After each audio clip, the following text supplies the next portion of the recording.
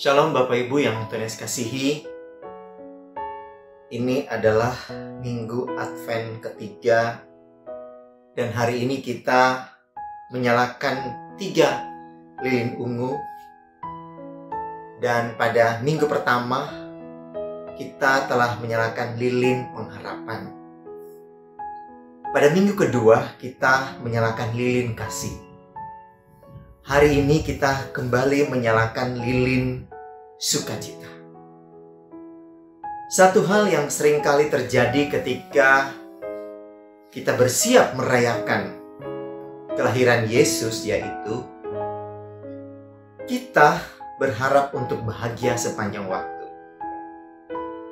Sukacita tidaklah sama dengan bahagia. Sukacita adalah perasaan yang lebih dalam lagi, yang terjadi setelah kita mengetahui bahwa Allah mengasihi kita. Sukacita adalah mengingat Allah telah mengirim Yesus sehingga kita tahu tentang kasih Allah itu.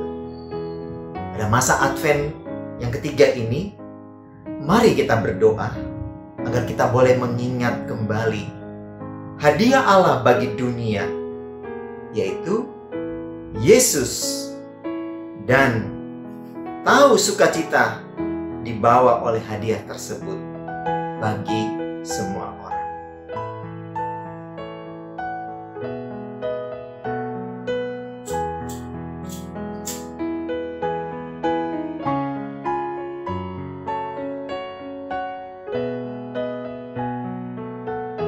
Ketika kita melihat pada lilin yang ketiga ini, kita mengingat janji Allah akan sukacita ini.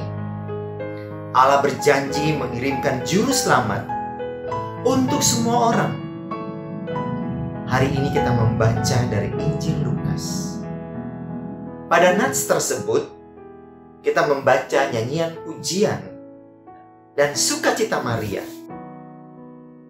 Pasti ada waktu di mana Maria ketakutan, khawatir dan sedih. Tetapi kita memiliki kata-kata sukacita Maria.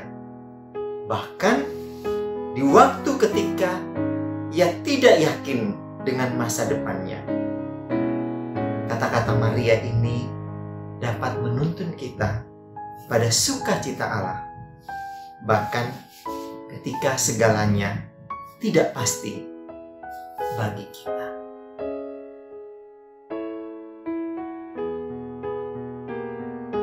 Lukas 1 ayat 46-55 tertulis, "Lalu kata Maria, jiwaku memuliakan Tuhan, dan hatiku bergembira karena Allah, juru selamatku, sebab ia telah memperhatikan kerendahan hambanya. Sesungguhnya, mulai dari sekarang segala keturunan akan menyebut aku berbahagia.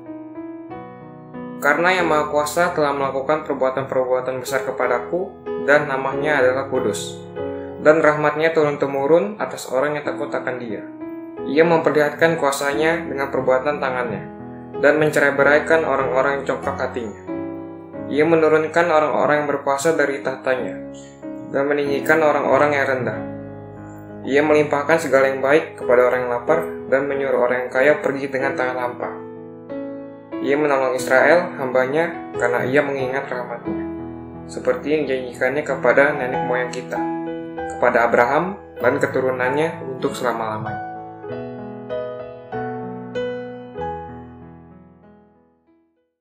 Shalom Jemaat Genesaret yang dikasihi Tuhan. Puji syukur kepada Tuhan, hari ini kembali kita bertemu untuk bersama-sama beribadah kepada Tuhan di ibadah online GMI Genesaret Minggu 13 Desember 2020. Mazmur 73 ayat yang ke-25 sampai ke-26. "Siapa gerangan ada padaku di surga selain Engkau? Selain Engkau tidak ada yang kuingini di bumi. Sekalipun dagingku dan hatiku habis lenyap, gunung batuku dan bagianku tetaplah Allah selama-lamanya." Jemaat sekalian, sebentar kita akan memulai ibadah kita hari ini. Mari kita mau sama-sama siapkan hati dan pikiran kita. Kita mau sama-sama bersaat teduh.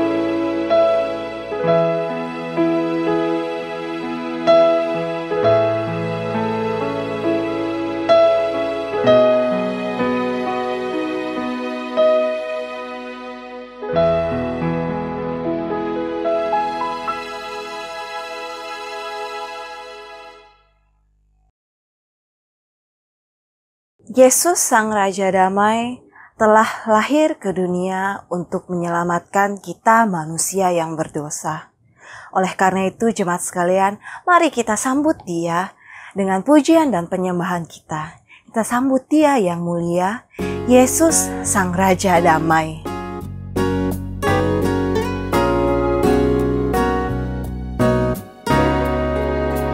Oh Yesusku, Engkaulah Raja Damai. Kau turun ke dunia, selamatkan manusia. Oh Yesusku, Kau Tuhan penuh kasih. Kau berikan hidupmu untuk tebus dosaku. Kaulah Allah yang kupuji, Kaulah Allah yang kusembah. Kemuliaan bagimu di tempat maha tinggi. Kemuliaan bagimu di tempat maha tinggi.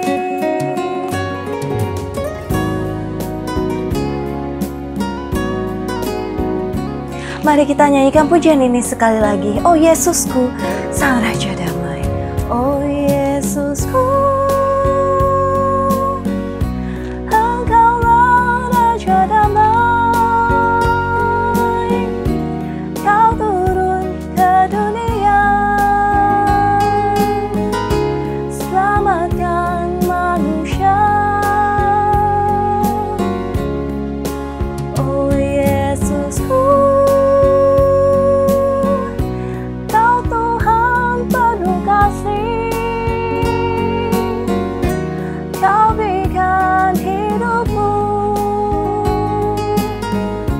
untuk tebus dosaku.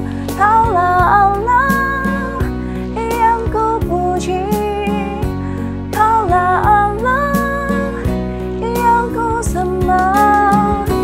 Kemuliaan bagimu di tempat maha tinggi. Kemuliaan bagimu di tempat maha tinggi. Kaulah Allah yang kupuji, Kaulah Allah yang kusembah. Kemuliaan bagimu di tempat maha tinggi. Kemuliaan bagimu di tempat maha tinggi.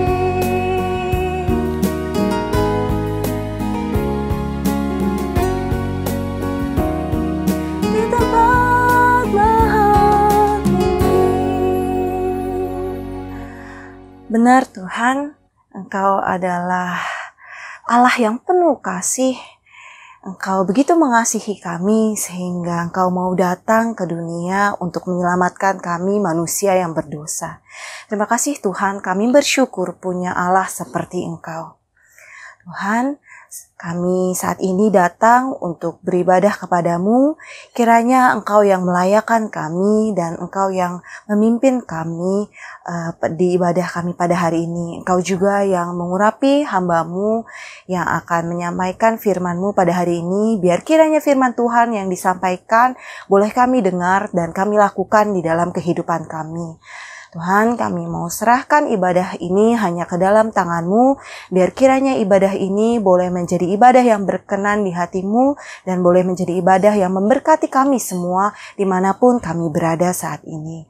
Terima kasih Tuhan, di dalam nama Tuhan Yesus Kristus, kami berdoa dan mengucap syukur. Amin.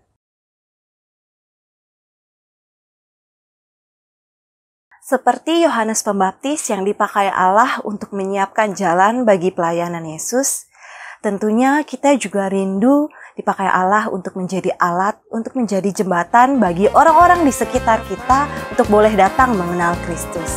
Oleh karena itu, jemaat sekalian, mari kita terus kabarkan Injil, kita terus kabarkan kabar sukacita kelahiran Yesus ke orang-orang di sekitar kita dimanapun kita berada, seperti lagu pujian ini. Kita mau sama-sama menyiarkan kabar baik ini. Hai, siarkan di gunung. Hai, siarkan di gunung, di bukit dan di mana jua. Hai, siarkan di gunung, lahirnya Almasih. Di waktu Kang Gembala menjaga dombanya, terpancar dari langit cahaya mulia. Hai, siarkan di gunung, di bukit dan di mana jua. Hai, siarkan di gunung, lahirnya Almasih. Rendahlah sangat takut ketika mendengar nyanyian bala sorga, gempita menggelegar. Hai, siarkan di gunung, di bukit dan di mana jua. Hai, siarkan di gunung, lahirnya Almasih. Terbaring di balungan yang hina dan rendah, Sang Bayi menyampaikan selamat dunia.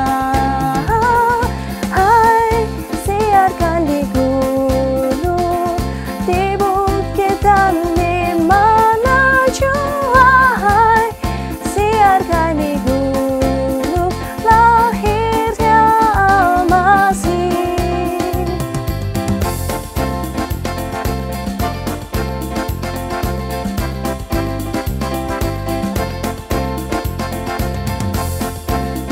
Biar kiranya pujian ini boleh mengingatkan kita semua untuk selalu menyampaikan kabar baik ke orang-orang di sekitar kita.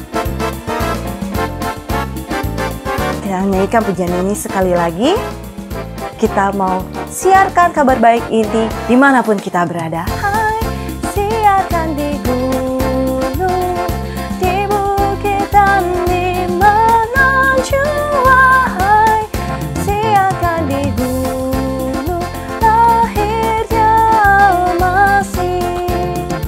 Di waktu Kang Gembala menjaga dombanya, terpancar dari langit cahaya mulia. Hai, siarkan di gunung, di bukit dan di mana jua. Hai, siarkan di gunung, lahirnya Almasih. Lahirnya Almasih. Lahirnya Almasih.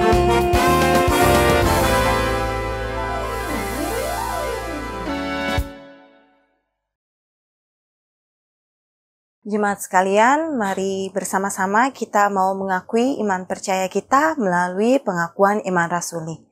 Aku percaya kepada Allah, Bapa yang Maha Kuasa, Khalik langit dan bumi, dan kepada Yesus Kristus, anaknya yang tunggal Tuhan kita, yang dikandung daripada Roh Kudus, lahir dari anak darah Maria, yang menderita sengsara di bawah pemerintahan Pontius Pilatus, disalibkan, mati, dan dikuburkan. Pada hari yang ketiga, bangkit pula dari antara orang mati, naik ke surga, duduk di sebelah kanan Allah, Bapa yang Maha Kuasa. Dan dari sana ia akan datang untuk menghakimi orang yang hidup dan yang mati.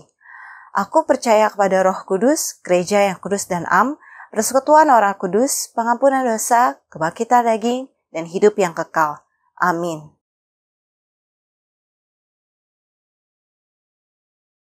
Jika doa dikatakan sebagai nafas hidup orang percaya, maka firman dapat dikatakan sebagai makanan rohani bagi setiap orang percaya.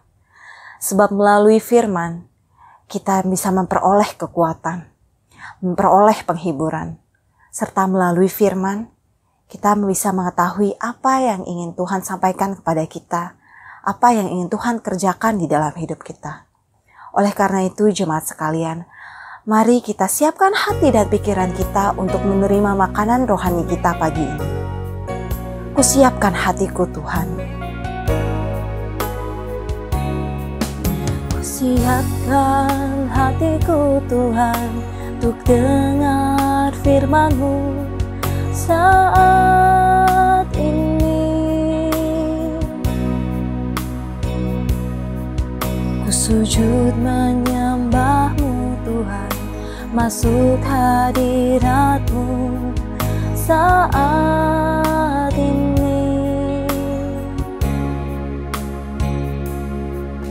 Curahkan urapan-Mu, Tuhan, bagi jemaat-Mu saat ini.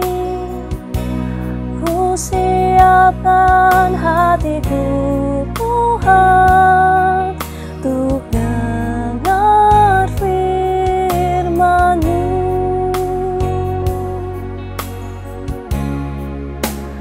Firman-Mu, Tuhan, tiada berubah. Dahulu, sekarang, selama-lamanya tiada berubah. Firman-Mu, Tuhan, penolong hidupku. Ku siapkan hatiku, Tuhan, untuk dengar firman-Mu. Curahkan urapan-Mu, Tuhan, bagi jemaat-Mu saat ini. Curahkan urapan-Mu, Tuhan, bagi jemaat-Mu saat ini. Ku siapkan hatiku, Tuhan, untuk dengar firman-Mu.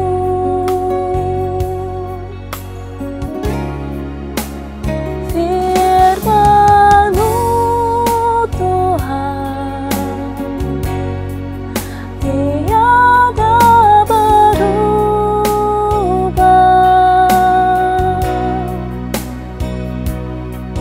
Dahulu, sekarang, selama-lamanya tiada berubah.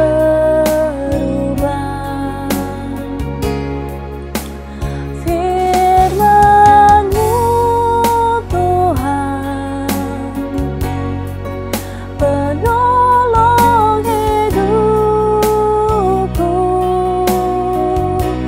Ku siapkan hatiku, Tuhan, untuk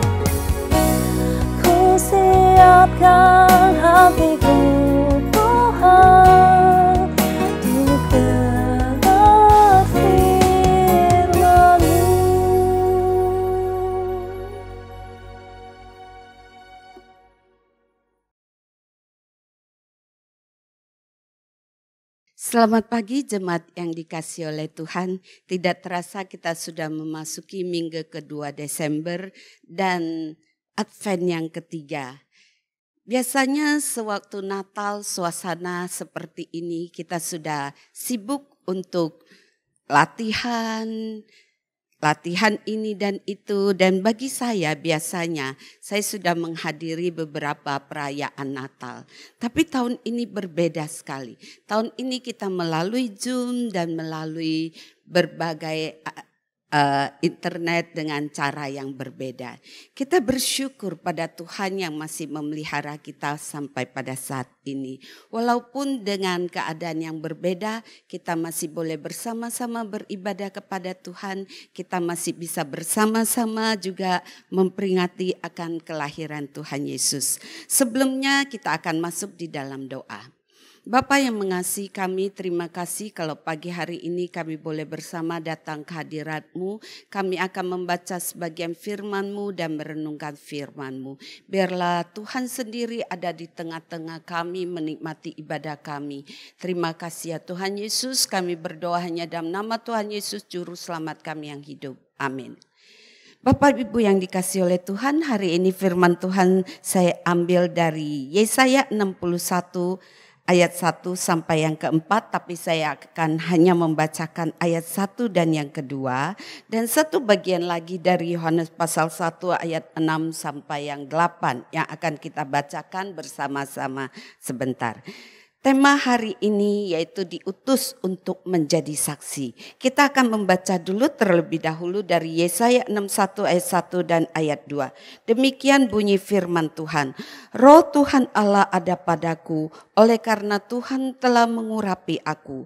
Ia telah mengutus aku untuk menyampaikan kabar baik kepada orang-orang sengsara dan merawat orang-orang yang remuk hati, untuk memberikan pembebasan kepada orang-orang tawanan dan kepada orang-orang yang terkurung kelepasan dari penjara, untuk memberitahukan tahun rahmat Tuhan dan hari pembalasan Allah kita, untuk menghibur semua orang berkabung. Kita akan membaca bagian yang kedua yang diambil dari Yohanes pasal yang ke-1 ayat yang ke-6 sampai ayat yang ke-8. Saya akan bacakan, datanglah seorang diutus Allah namanya Yohanes. Ia datang sebagai saksi untuk memberi kesaksian tentang terang itu, supaya oleh dia semua orang menjadi percaya.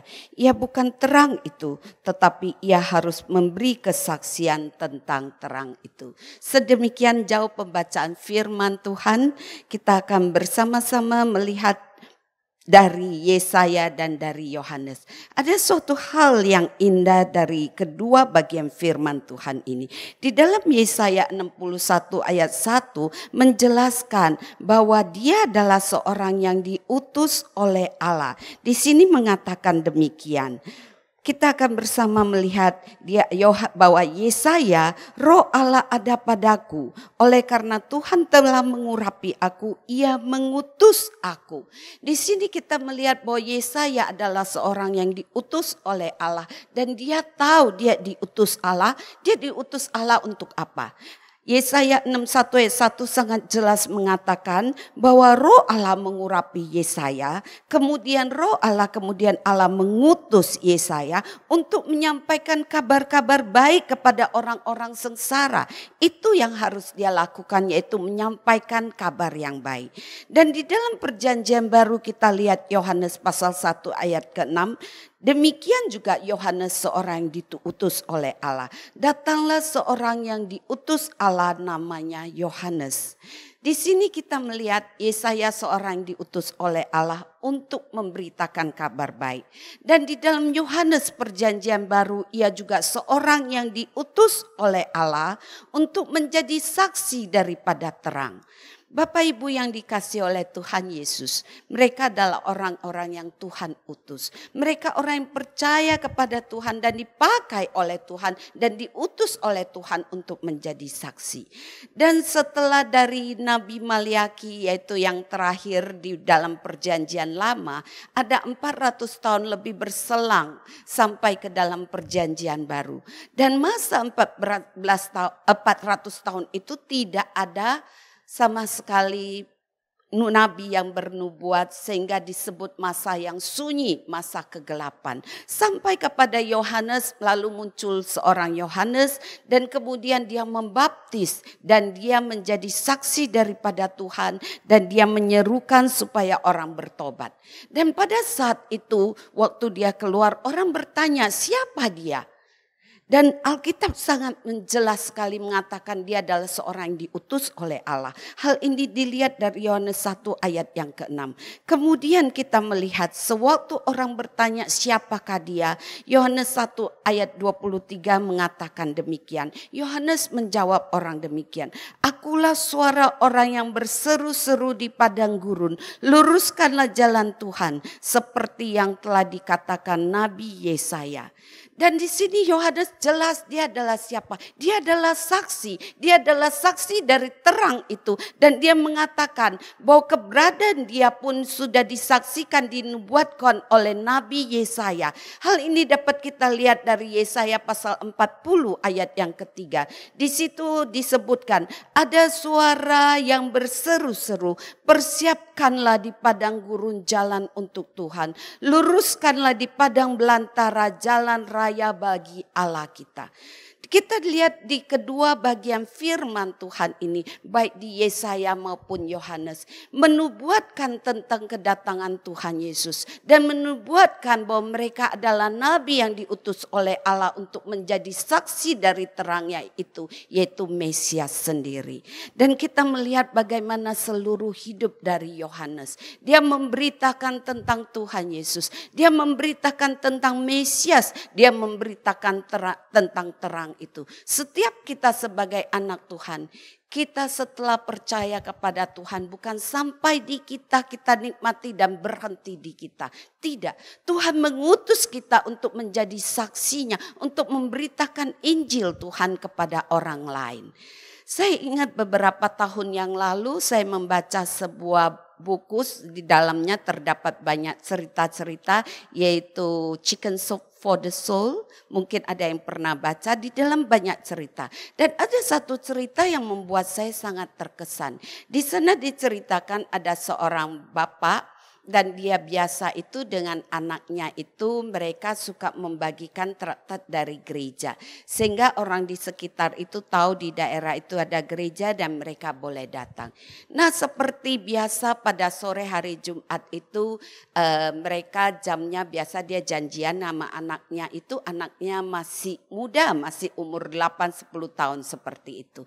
Dan dia biasanya pergi bersama dengan anaknya membagikan traktat.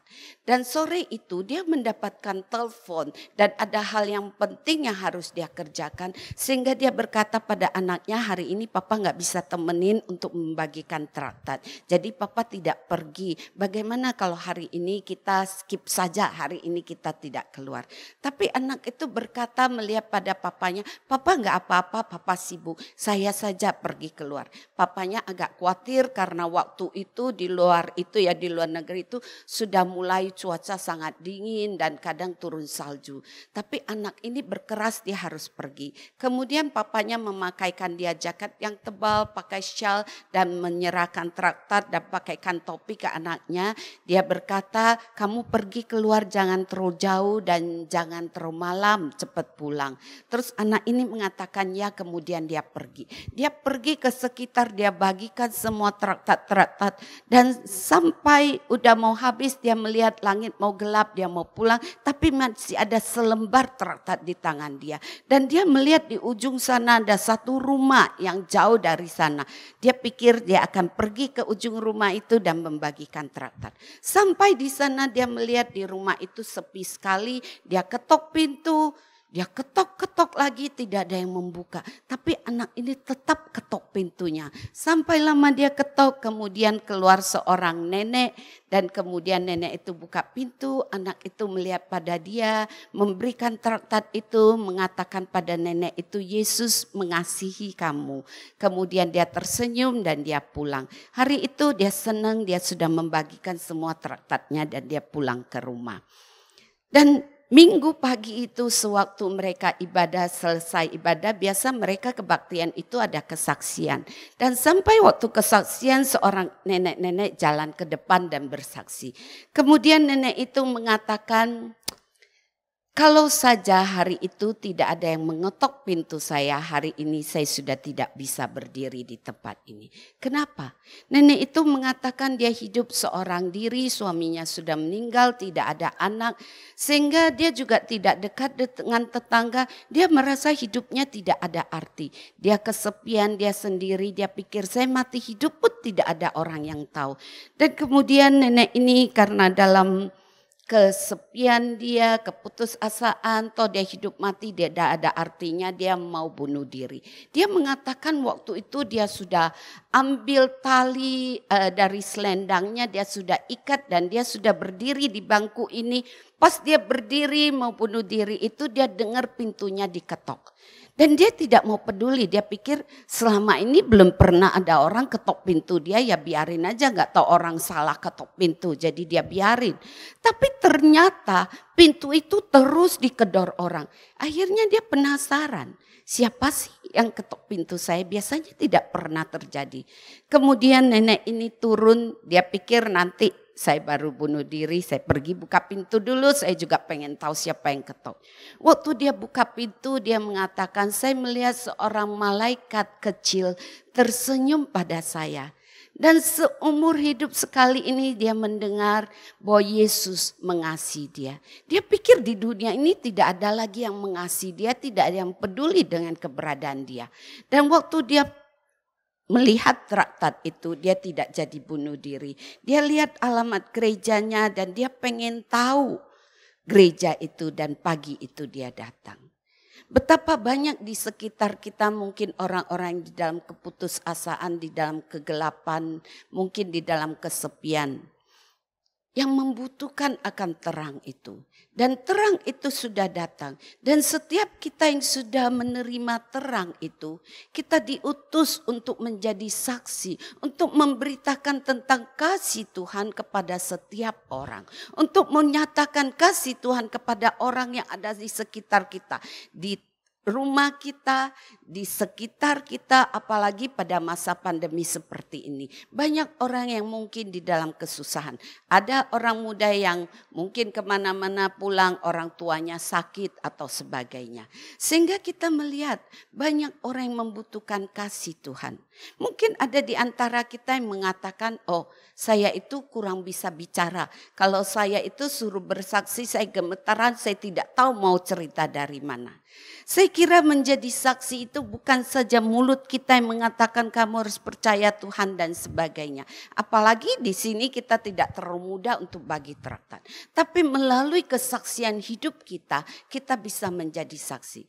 Banyak gak orang yang kadang dia mau cari, saya pernah mendengar dia mau cari kasir buat kerja. Dan dia mau carinya apa? Orang Kristen. Kenapa dia mau cari orang Kristen? Karena di dalam hati dia melihat kesaksian orang Kristen yang lain, orang-orang itu jujur. Sehingga dia mau cari orang Kristen. Sehingga di sini kita melihat kesaksian hidup itu sangat penting. Kesaksian hidup itu membuat kita itu, orang melihat kita itu berbeda. Sehingga orang mau percaya. Jadi bukan saja mulut kita perlu bersaksi, hidup kita juga perlu menjadi saksi.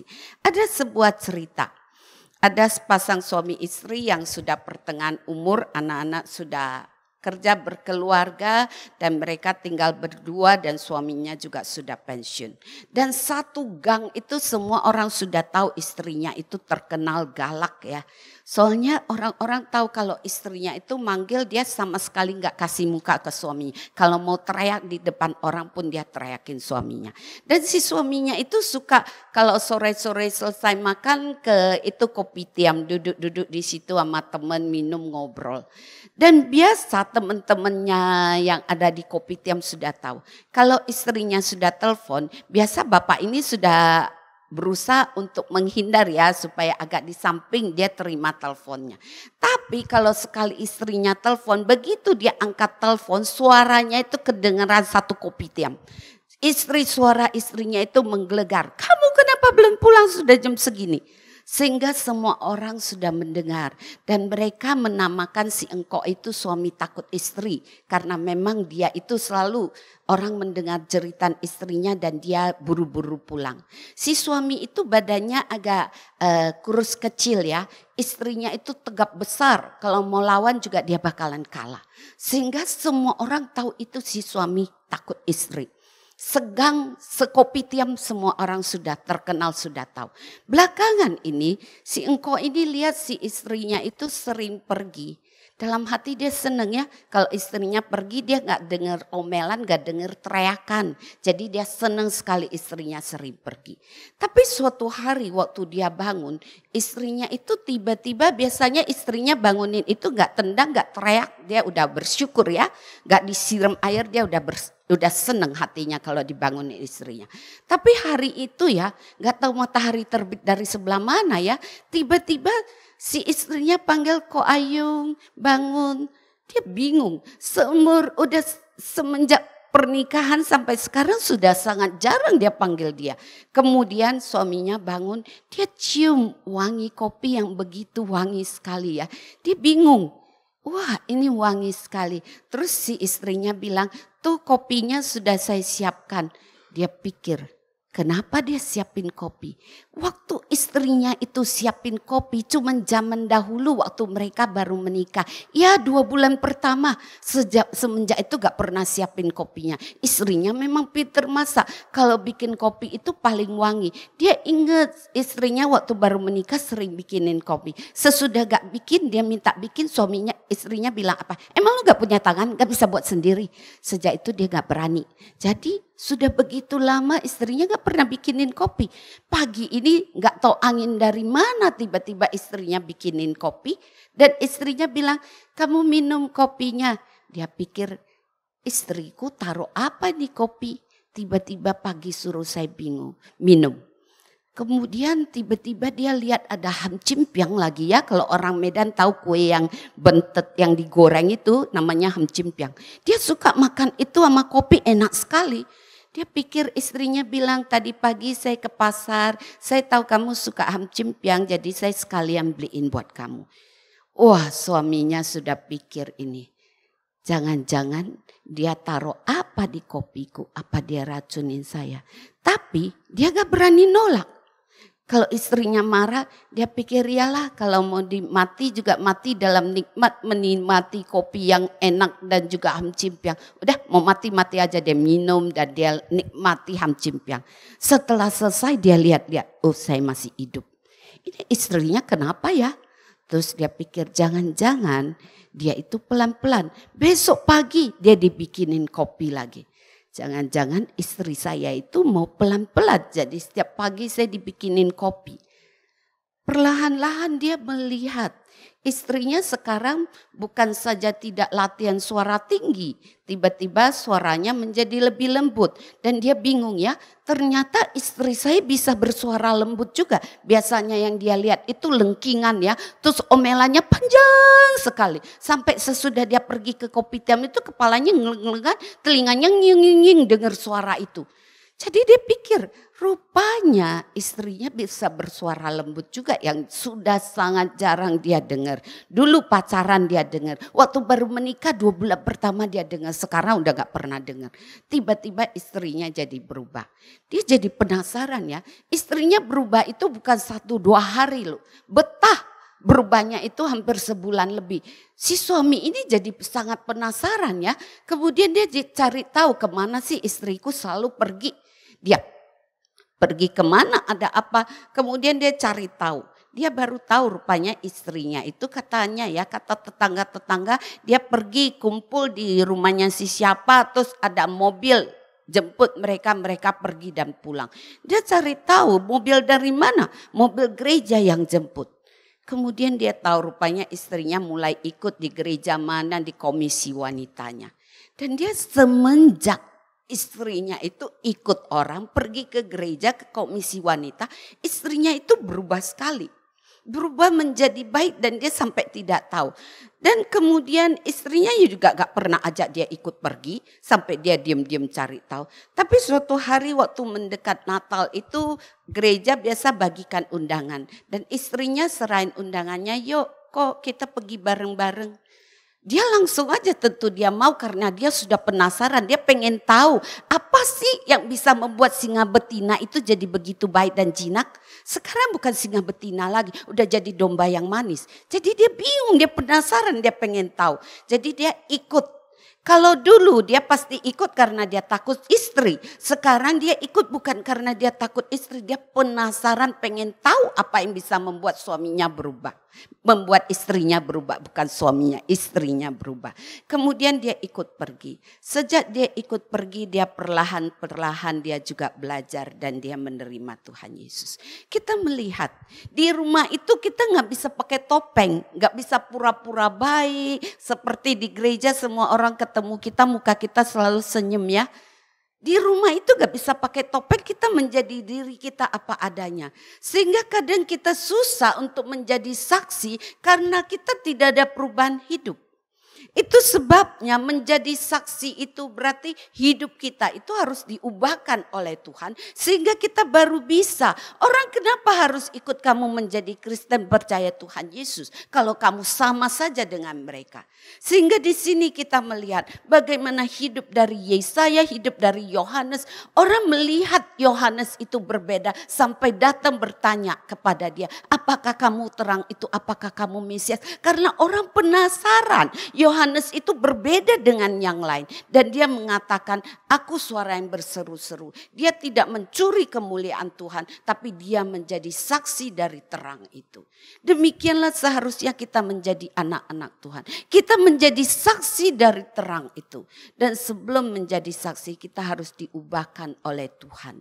Sehingga orang penasaran, orang melihat perubahan hidup kita. Dia pengen tahu.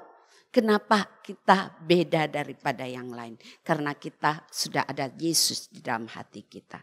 Saat ini di bulan Desember kita memperingati akan kedatangan Tuhan Yesus. Biasanya ya gereja sudah ada undangan-undangan yang kita mau bagi ke banyak orang untuk ajak ke gereja. Tahun ini tentu berbeda. Mungkin kita tidak bagikan itu tapi kita bisa mengajak keluarga kita untuk bersama-sama live untuk ibadah perayaan Natal. Saudara yang dikasihi oleh Tuhan Yesus. Setiap kita yang sudah percaya kepada Tuhan bukan berhenti di kita saja. Tapi kita harus menjadi saksi. Bagaimana kita bisa menjadi saksi? Hidup kita harus diubahkan oleh Tuhan. Orang harus melihat kita bahwa kita mempunyai hidup yang berbeda. Seperti Yohanes, orang melihat dia berbeda, orang penasaran. Apa yang disampaikan berbeda, orang itu penasaran sehingga datang bertanya kepadanya. Siapakah kamu? Dan dia mengatakan dia adalah suara yang berseru-seru. Dia adalah saksi yang meluruskan, mempersiapkan jalan buat Tuhan.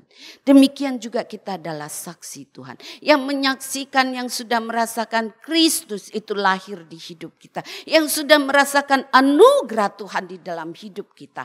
Bukan berhenti di kita saja. Kita juga harus menjadi saksi, memberitakan kepada orang lain. Seperti apa yang dilakukan oleh Yohanes. Bukan sampai di Yohanes Pembaptis kesaksian itu berhenti, tidak. Waktu Yesus lahir murid-muridnya semua murid Tuhan. Bahkan Tuhan sewaktu mau terangkat ke surga dia mengatakan kepada mereka, pergi jadikan semua bangsa muridku. Demikianlah kita harus pergi dan menjadi saksi bagi Tuhan. Biarlah pada saat ini kalau ada di sekitar kita dalam masa pandemi kita melihat mungkin ada orang yang kehilangan pekerjaan, bahkan ada yang terkena penyakit dan kita melihat banyak orang yang susah. Biarlah kita boleh menjadi saksi, membawakan terang itu di dalam hidup mereka. Sehingga mereka tahu di dalam kesusahan itu masih ada seorang teman yang peduli, masih ada saudara yang peduli, masih ada teman gereja yang memperhatikan. Biarlah kita boleh menjadi saksi Tuhan yang membawa terang itu itu dan mengabarkan tentang Yesus kepada semua orang. Amin, kita bersama masuk dalam doa. Bapa yang mengasihi kami, di dalam menjelang Natal ini Tuhan, kami sangat bersyukur kepadamu ya Tuhan. Tuhan, biarlah setiap kami Tuhan boleh menjadi saksimu dimanapun kami berada. Melalui kehidupan kami ya Tuhan, dan melalui kemuliaan daripada namamu. Terima kasih ya Tuhan, walaupun dalam keadaan pandemi seperti ini, kami setiap hari merasakan kebaikan-Mu ya Tuhan. Biarlah kami juga boleh menyaksikan, membagikan kebaikan-Mu kepada orang-orang yang belum mengenal Engkau. Terima kasih ya Tuhan Yesus, kami berdoa hanya di dalam nama Tuhan Yesus Juru Selamat kami yang hidup. Amin.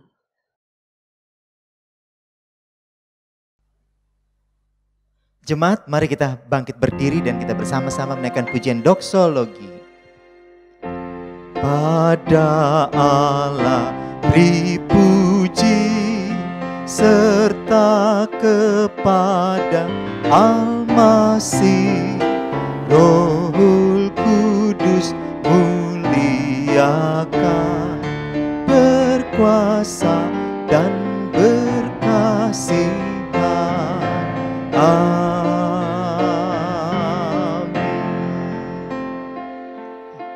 Mari Bapak Ibu kita berdoa. Tuhan, kami sungguh datang padamu karena belas kasihan Tuhan, kuasa Tuhan kami selalu nantikan dan kami selalu rindukan dan butuhkan dalam hidup kami ketika kami menjalani hari-hari kami. Kami sungguh ingin mempertaruhkan ke dalam tangan Tuhan supaya bangsa dan negara kami ini selalu adalah damai dan sejahtera dari Tuhan. Tuhan yang menjadi pelindung bagi pemimpin-pemimpin kami, bagi anak-anak bangsa di negara kami ini. Supaya satu dengan yang lainnya boleh menjaga keamanan dari Aceh sampai kepada Papua. Terima kasih Tuhan, biarlah kebesaran Tuhan boleh nyata di dalam bangsa dan negara kami. Kami juga berdoa untuk gereja kami, Jemaat GMI Genesaret. Tuhan juga berkati jemaat dimanapun mereka berada. Apapun yang mereka sedang lakukan, pekerjaan dan usaha, keluarga mereka, anak-anak mereka, Tuhan juga memberkati. Berikan juga kesehatan dan lindungi kami siang dan malam dalam naungan kasih-Mu Tuhan. Terima kasih Bapa di surga. Ini doa kami dan Bapak Ibu yang Tuhan Yesus kasihi, mari terimalah berkat yang dari Tuhan. Tuhan memberkati engkau dan melindungi engkau. Tuhan menyinari engkau dengan wajah-Nya dan memberi engkau kasih karunia. Tuhan menghadapkan wajah-Nya kepadamu dan memberi engkau damai sejahtera mulai hari ini, esok, sampai selama-lamanya. Amin. Amin. Amin.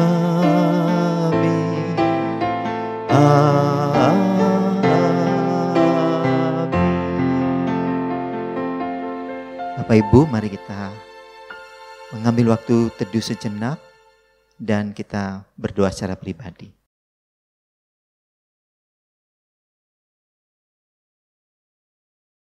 Ya, Shalom Bapak Ibu yang Tuhan Yesus kasihi, warta kita di Minggu tanggal 13 Desember tahun 2020 ini. Pertama, saya ingatkan kembali lagi bahwa ibadah Minggu online kita tetap kita laksanakan seperti ini. Minggu depan tanggal 20 Desember tema kita diambil dari Almanak Gereja Metodis, yaitu dari 2 Samuel 7 ayat 1 sampai 11 dan Lukas 1 ayat 26 sampai 38. Nah, ibadah minggu ini Bapak Ibu bisa lihat di channel YouTube GMI Genesaret. Yang kedua, persekutuan doa malam kita pada hari Kamis tanggal 17 Desember 2020 pada pukul 19.30 dengan tema nyanyian malaikat. Dan bagi Bapak Ibu yang ingin kami doakan bisa dapat mengirimkan pokok doa Bapak Ibu kepada Saudari Lia. Dan bagi Bapak Ibu yang sudah mengirimkan pokok doa kepada kami mengucap syukur dan berterima kasih dan kami percaya Tuhanlah yang menjadi jawaban dari setiap doa-doa kita.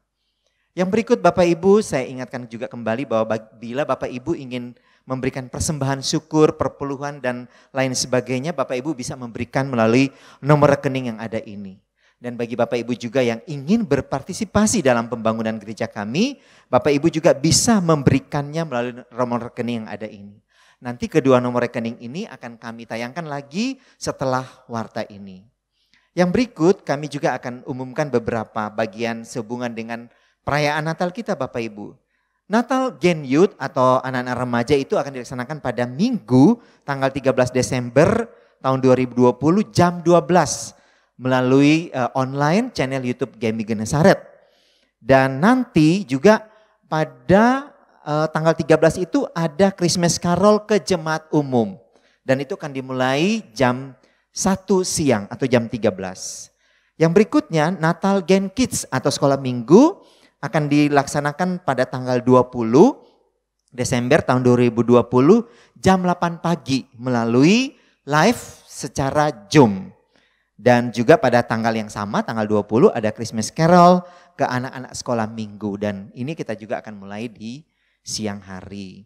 Dan Bapak Ibu, kita juga ada Natal bersama, ya, yaitu Natal Jemaat Umum. Kita akan laksanakan pada tanggal 25 Desember tahun 2020 jam 10 melalui channel YouTube GMI Genesaret. Dan juga malam Natal, yaitu tanggal 24 Desember tahun 2020, kita akan mengikuti malam Natal live streaming di Gereja Metodis Indonesia Immanuel Pusat, Bandengan. Nanti jamnya dan selanjutnya saya akan umumkan di minggu yang berikutnya.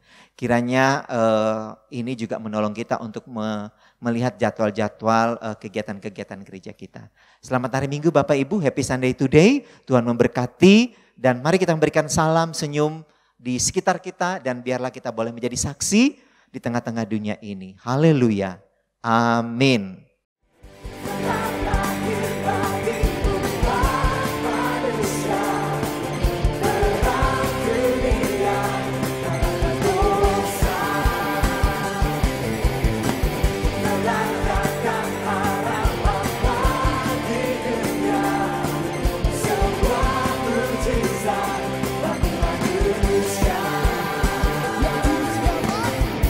To